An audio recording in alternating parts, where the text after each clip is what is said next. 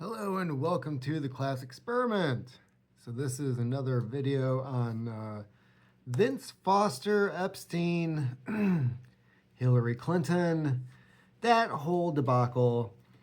Now to start off, I did find the email from the Epstein files regarding Epstein talking about Vince Foster. And this email is from 2016 between Epstein and Michael Wolff.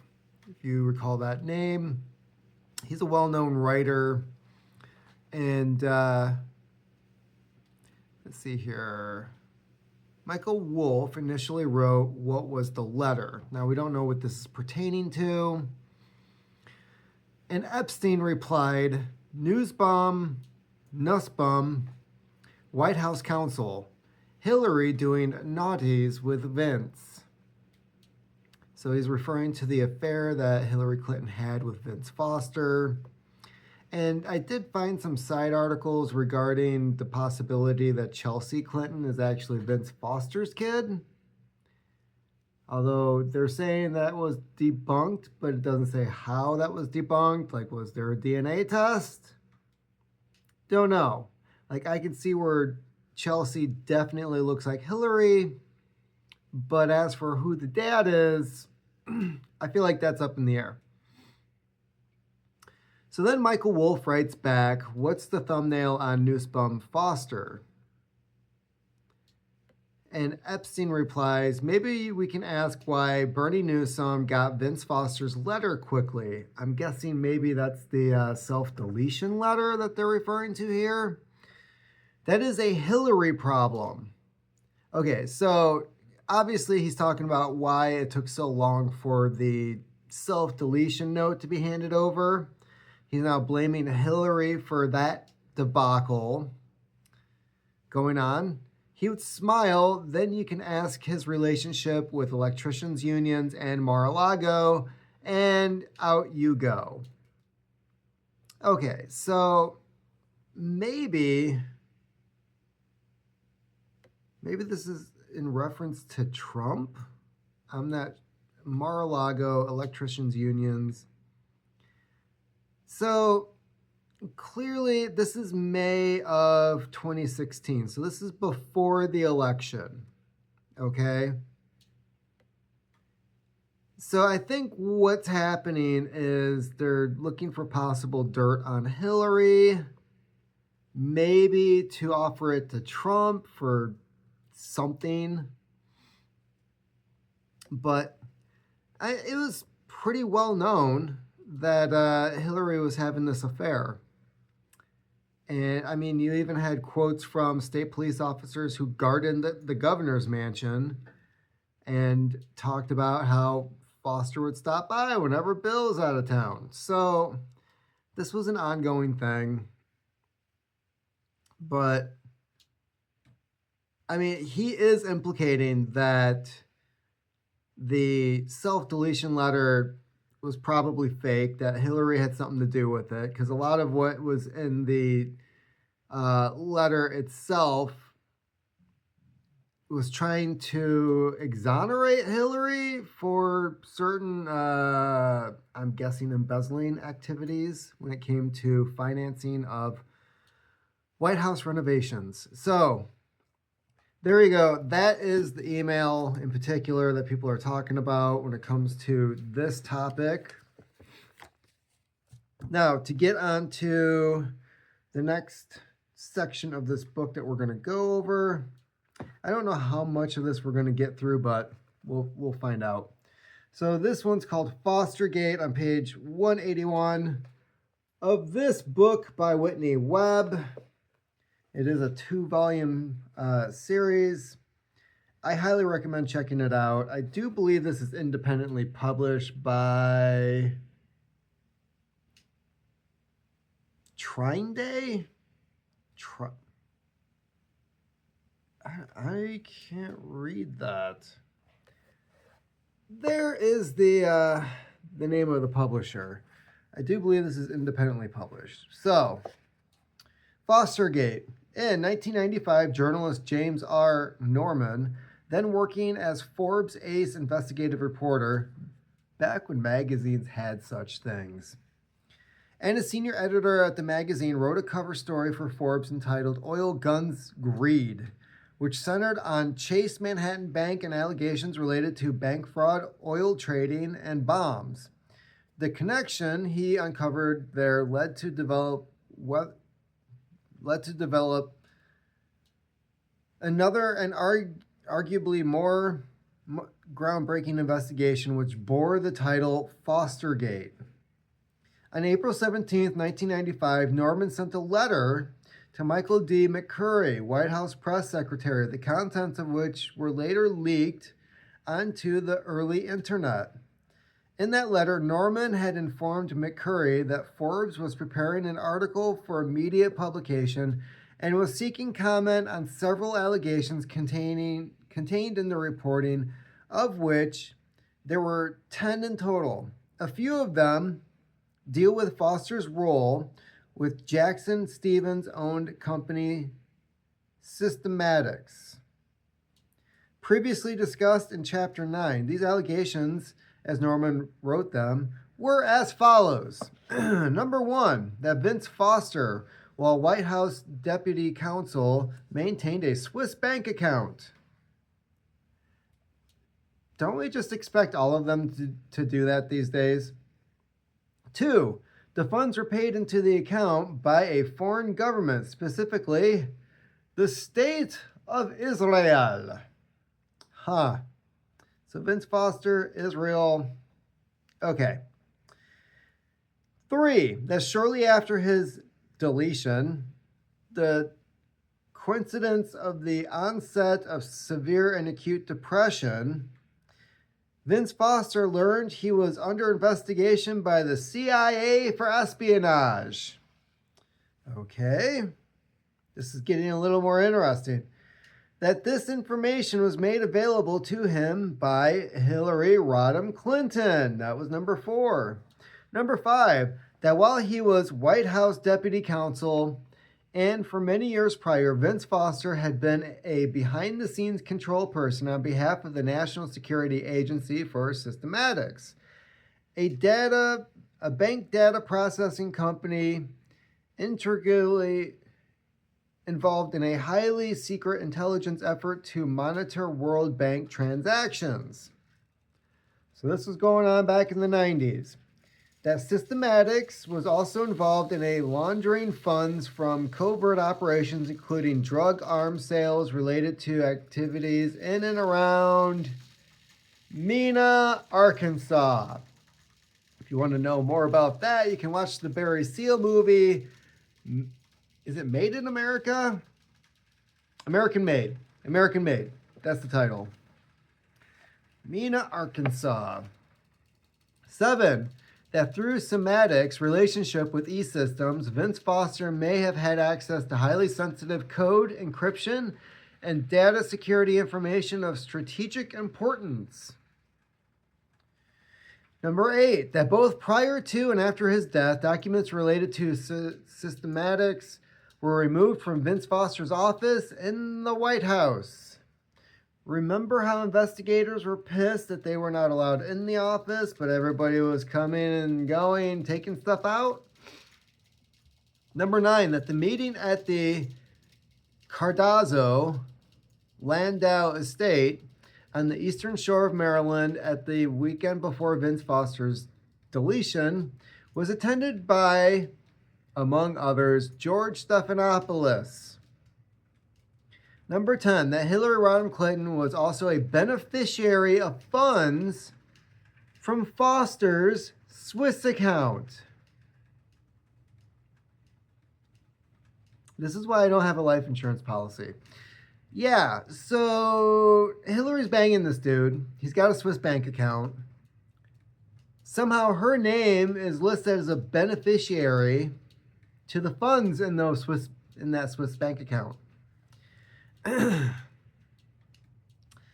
The White House responded on April 20th, that's an odd date, and stated that the allegations were all outrageous and baseless. Forbes, wait, April 20th of 1995. What else happened on April 20th, 1995? It's very easy to figure out.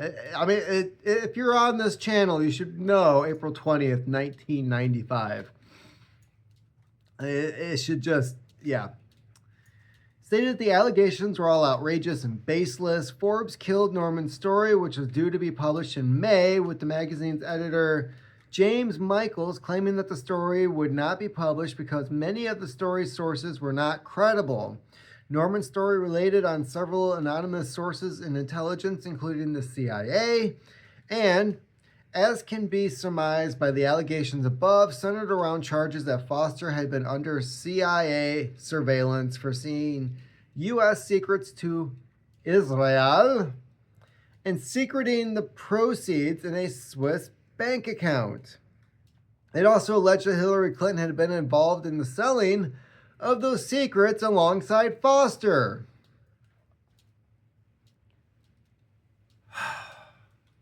Why are these people still around? Norman eventually published Fostergate in a small magazine called Media Bypass. After publication there, he wrote to Forbes editor James Michaels, imploring him to reconsider publishing the article in Forbes, where Norman was still employed. The letter informed Michaels that Norman had obtained significant additional collaboration of his reporting. This included credit card and airline frequent flyer records that VWF, Vince W. Foster, was making periodic one-day trips to Switzerland, and that a staffer on Jim Leach's House Banking Committee has confirmed on tape that Vince Foster had a Swiss bank account. Norman continued defending his reporting to Michaels by noting that Foster's former executive assistant, Deborah Gorham, has testified under oath in a private deposition that Foster had her put 2-inch thick NSA binders in Bernie Newsom's safe. This established beyond a doubt that Foster had access to sensitive NSA documents. Norman noted that his sources stated that one of the binders contained presidential authentication codes required to authorize the use of nuclear weapons or other significant military action. Foster did not have the security clearance necessary to obtain that information, Norman notes, meaning that he must have gotten them from someone in or close to the Oval Office. Norman identified that someone as Hillary Rodham Clinton. In his letter to Michaels, he stated the following: pouring gasoline on this fire is the revelation over the past weekend that Lisa Foster, Vince Foster's wife, received a mysterious $286,000 plus payment, which came through Foster's sister, Sheila Anthony, an assistant attorney general at the time, just 4 days before Foster's death. This clearly smacks of a hush money payment, and apparently Foster wouldn't take the bait, despite being forced into a tight financial bind from the loss of his Swiss funds and probably from picking up the tab on all sorts of incidental Clinton campaign expenses. Faced with the likelihood that he would be the fall guy for Hillary's sale of high-level nuclear code secrets to the Israelis. Why are these people still around? He apparently threatened to dump the whole mess with Bill Clinton's lap in Bill Clinton's lap at a one-on-one meeting set for Wednesday morning, July 21st, 1993, but Foster never lived that long. Norman, writing later that year in Media Bypass, noted that Hillary Clinton had not only been a probable beneficiary of the funds in Foster's Swiss bank account, but was also under suspicion for espionage. At the same time, Foster was under counterintelligence surveillance. He also noted that although Systematics attempted to prevent the publication of Fostergate and media bypass, the company has not been bothered to demand a retraction of anything published in Fostergate's story. Indeed, I have been told by at least 4 sources that senior officials at the company are now hiring criminal legal defense attorneys and that Alltel itself is quietly up for sale. That was Systematics. Previously Systematics. The Wall Street Journal has offered to help pick up Media Bypass legal tab if they are sued. Michael's response to the letter was to offer Norman 2 choices: take indefinite unpaid leave or accept the severance package. Norman resigned from Forbes in response, and his Fostergate investigation was subsequently largely forgotten. Until now. Norman revealed both in his letter to Michaels and elsewhere that major political power players, including Caspar Weinberg, had played a critical role in killing his Fostergate story. In addition, Norman's sources had notably given him an encrypted code for an unknown Swiss bank account as a means of collaborating his information. Norman then gave his code to a government employee, likely working for intelligence, as their name is redacted, who either gave it to one of his colleagues or personally decrypted the number and hacked his way into the account at Union Bank of Switzerland in Bern. They removed $2.3 million, then left a note with the decrypted account number in the account holder's mailbox in Maine. Norman notes that it was subsequently revealed to him that the bank account had belonged to Weinberg himself. He wrote that sources of this account number was the trunk of arms drug smuggler Barry Seal's car. Whoa. Let's back up here. He wrote that the source of this account number was the trunk of arms / drug smuggler Barry Seal's car. I didn't think Barry Seal was going to come up in this. I should not be surprised, but there you have it. A copy of documents from a suitcase in that trunk is attached. The clear implication that Caspar Weinberg, while Secretary of Defense, was taking kickbacks on drug and arms sales. Barry Seal's activities in Mena, Arkansas, and beyond are previously discussed in Chapter 8. We will definitely be going over Chapter 8. In addition, Mellon Bank, which was also a key part of Norman's investigation, had donated to the ill-fated presidential campaign of Forbes-controlled stockholder and editor-in-chief Malcolm Forbes.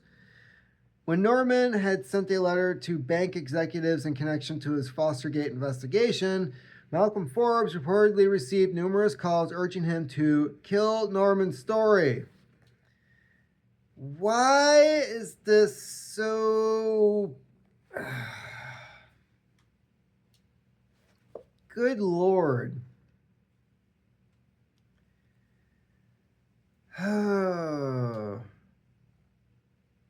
Let's see here. Grab reported that a Mossad agent was with Foster and in his apartment during his final hours.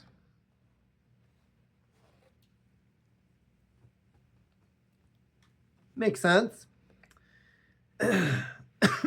He wrote that a woman with brownish blonde hair had accompanied Foster into his apartment after he'd left the White House that day, the day he was deleted. He notes that his apartment that this apartment is Foster's is confirmed both by the landlord and by banking records of Foster's rental payments.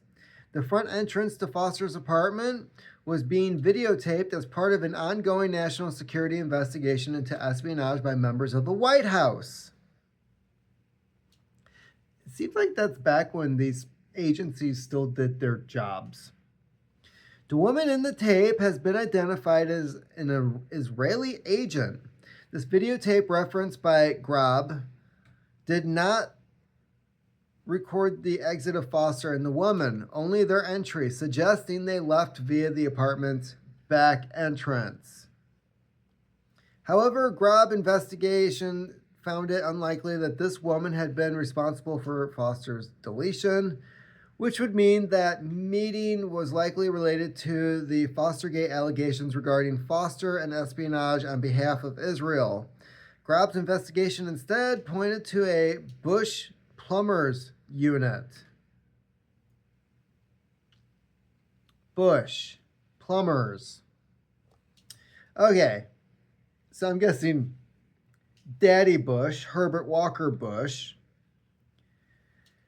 that continued to operate after Clinton's election as having been responsible for Foster's deletion. Grab notes that Foster's murder had been sloppy and had taken place under emergency conditions, a spontaneous last-minute solution when Vince Foster failed to react in expected fashion to a $286,000 attempted bribe. He goes on to relate how the details of his death and the events surrounding it indicate that Foster's murder seemed to take the Clintons and other key figures at the White House by surprise. One of the alleged members of this Bush plumbers unit, Robert Goetzman of the FBI, reportedly admitted to Deborah Von Trapp, a computer expert who worked in the Bush administration, while drunk, that he had been involved in Foster's death. He reportedly said, "We dumped the body, Foster, in a queer park to send Clinton and his queer wife a message." Okay. We dumped him, Foster, and it, okay, yeah, so, Von Trapp had recorded the conversation, and that tape eventually made its way to special counsel Ken Starr, who would later become one of Epstein's defense lawyers. God. Starr did nothing with the tape, and some speculate is that he may have destroyed it. But the blue dress, Ken Starr, the blue dress. Given the factionalism in the Reagan and Bush eras, this is not outside the realm of possibility. However, it is important to note that some have speculated that Goetzman's drunken confession was part of an effort to misdirect and take heat off the Clintons, as it is related to Foster's deletion.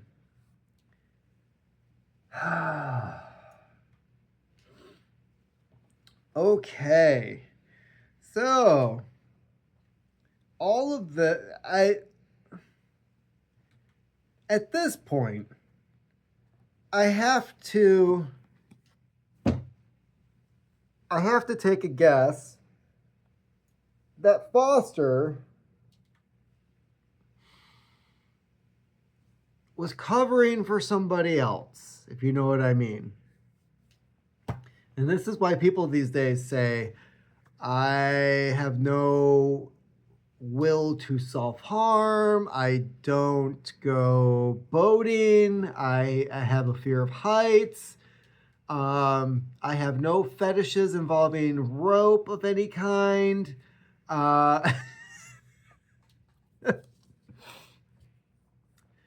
The Vince Foster story is probably like the baseline, like this is the starting point why people, when talking about the Clintons and the Arkansides, say comments like these. And why I'm saying comments like these. So clearly, if even 5% of this is true, we definitely have a connection between Hillary and certain high security information being sold to a country in the Middle East. And somehow, I don't know how a $280,000 bribe is supposed to keep this dude's mouth shut when he knows he has $2.3 million in a Swiss bank account with his name on it.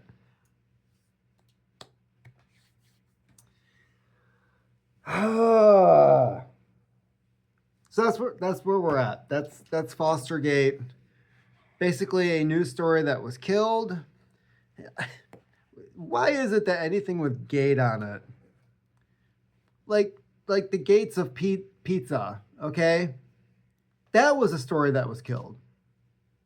Very sloppily. And of course now it's been revamped thanks to certain files that have come out. But and proven correct, I might add. So these news stories, and there was also there's another story kind of related to this, because this guy, this reporter is writing this story. He knows that he's on to something good, right? And yet he has people calling his place of business where he works saying, hey, you need to kill this story. And when it came to the initial story that was being published, I think by Vanity Fair on Jeffrey Epstein, Donald Trump himself walked into the office like, you need to kill this story about Jeffrey. Jeffrey's a good guy. He's the greatest of guys. None of this is true. I assure you, none of this is true. So it's just this repeated pattern of behavior. Journalist does journalism, is told to shut up. His bosses are told, don't publish this guy's story. He does get it published. Nobody notices because it's in this low budget, nobody reads it magazine. And the guy gets proof that it's all true. Here's the bank account. Oh, where'd you get the bank account? Oh, the trunk of Barry Seal's car after he was gunned down by cartels.